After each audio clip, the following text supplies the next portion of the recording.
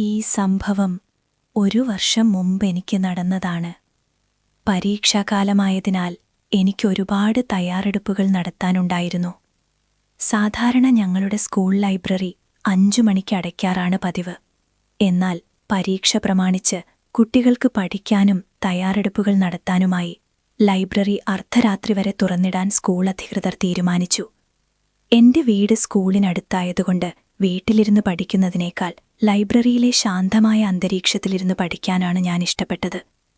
അന്നേ ദിവസം 6 മണിക്ക് വീട്ടിൽ നിന്നിറങ്ങിയ ഞാൻ വേഗത്തിൽ ലൈബ്രറിയിലെത്തി. പഠനത്തിൽ മുഴുകിയിരുന്ന ഞാൻ സമയം രാത്രി 10 മണിയായ വിവരം അറിഞ്ഞതേയില്ല. ഇത്രയും നേരം ഞാൻ ഒരിക്കലും ലൈബ്രറിയിൽ ഇരുന്നിട്ടില്ല. സാധാരണ 8 മണിയാവുമ്പോഴേക്കും ഞാൻ വീട്ടിലേക്ക് തിരിക്കാറുള്ളതാണ്. 8 മണിക്ക് പോലും ലൈബ്രറിയിൽ കുറച്ചു കുട്ടികളുണ്ടാവാറുണ്ട്. എന്നാൽ 10 മണിക്ക് അവിടെ പൂർണ്ണ നിശബ്ദതയായിരുന്നു. ഇനി 10-15 മിനിറ്റിന്റെ ജോലി കൂടി മാത്രമേ ബാക്കിയുണ്ടായിരുന്നുള്ളൂ. അതുകൊണ്ട് അത് വേഗത്തിൽ തീർത്തിട്ട് വീട്ടിലേക്ക് പോകാമെന്ന് ഞാൻ കരുതി. പഠനത്തിൽ മുഴുകിയിരിക്കുമ്പോഴാണ് ആരെങ്കിലും മുടന്തി നടന്നുവരുന്ന ശബ്ദം ഞാൻ കേട്ടത്. ഞാൻ പെട്ടെന്ന് പുസ്തകങ്ങളെല്ലാം എടുത്ത് ലൈബ്രറിക്ക് പുറത്തേക്ക് ഓടി. ലൈബ്രറിക്ക് പുറത്ത് വലിയൊരു ഇടനാഴിയുണ്ട്. ആ ഇടനാഴിയുടെ അവസാനം വലത്തോട്ട് തിരിഞ്ഞാൽ സ്കൂളിന്റെ പുറത്തേക്കുള്ള വാതിലാണ്.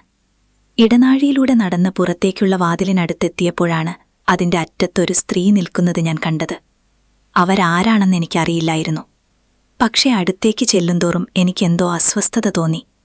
ആ അസ്വസ്ഥത കൂടിയപ്പോൾ ഞാൻ വിളിച്ചു ചോദിച്ചു, ആരാണവിടെ? ഞാനത് ചോദിച്ചതും നിമിഷങ്ങൾക്കുള്ളിൽ അവരവിടെ നിന്ന് അപ്രത്യക്ഷയായി. ഒരു ദീർഘശ്വാസം വിട്ടുകൊണ്ട് ഞാൻ മുൻവാതിലിലൂടെ പുറത്തേക്ക് നടന്നു. ക്ഷീണവും വിശപ്പും കാരണം എനിക്ക് ശരിക്കൊന്നും നടക്കാൻ പോലും കഴിയുന്നുണ്ടായിരുന്നില്ല. സാധാരണ എപ്പോഴും തിരക്കുള്ള ആ റോഡ് അന്ന് വിജനമായി കിടക്കുന്നത് ഞാൻ ശ്രദ്ധിച്ചു.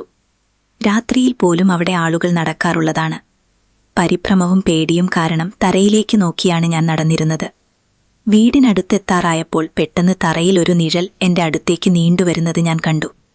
എന്റെ ചുറ്റും ആരുമില്ലാതിരുന്നിട്ടും ആ നിഴൽ അവിടെയുണ്ടായിരുന്നു. തലയുയർത്തി നോക്കിയപ്പോൾ ഒരു സ്ത്രീ എനിക്ക് മുന്നിലായി നടക്കുന്നത് ഞാൻ കണ്ടു. അവരെ കണ്ടപ്പോൾ എനിക്ക് വളരെ വിചിത്രമായി തോന്നി. ശാരീരിക വൈകല്യമുള്ള ഒരാൾ നടക്കാൻ ബുദ്ധിമുട്ടുന്നതുപോലെയായിരുന്നു അവരുടെ നടത്തം. അവർ വളരെ സാവധാനത്തിലാണ് നടന്നിരുന്നത്. അതുകൊണ്ട് തന്നെ പെട്ടെന്ന് തന്നെ ഞാൻ അവരുടെ അടുത്തെത്തി. അവരെ വ്യക്തമായി കാണാൻ കഴിയുന്നത്ര അടുത്തെത്തിയിരുന്നു ഞാൻ.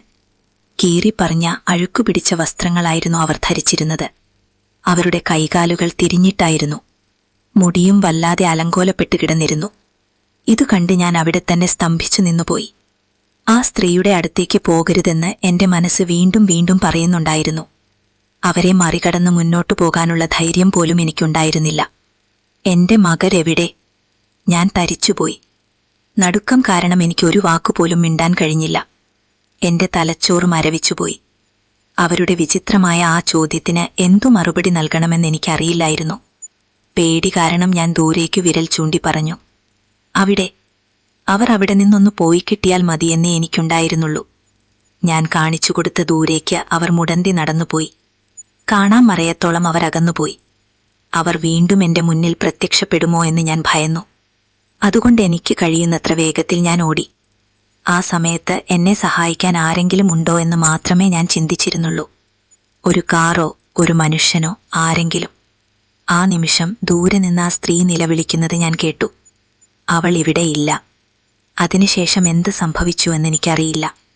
ബോധം വന്നപ്പോൾ ഞാൻ വീട്ടിലായിരുന്നു. എന്റെ അയൽവാസിയാണ് ഞാൻ ബോധരഹിതനായി വീണുകിടക്കുന്നത് കണ്ട വീട്ടിലെത്തിച്ചത്.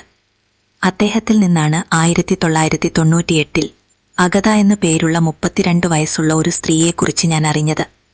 അവർക്ക് ഈഡൻ ഹിൽ സ്കൂളിൽ പഠിക്കുന്ന 10 വയസ്സുള്ള ഒരു മകളുണ്ടായിരുന്നു. ഒരു ദിവസം കൂട്ടുകാരുമായി കളിക്കുന്നതിനിടയിലുണ്ടായ അപകടത്തിൽ ആ കുട്ടി മരിച്ചു. മകളുടെ മരണം അഗതയ്ക്ക് താങ്ങാനാവുന്നതിലും അപ്പുറമായിരുന്നു. അതിനുശേഷം അഗതയുടെ പ്രേതം തന്റെ നഷ്ടപ്പെട്ട മകളെ തിരഞ്ഞ് ഈഡൻ ഹിൽ സ്കൂളിലും പരിസരത്തും അലഞ്ഞുതിരിയുന്നതായി ആളുകൾ കാണാറുണ്ട്.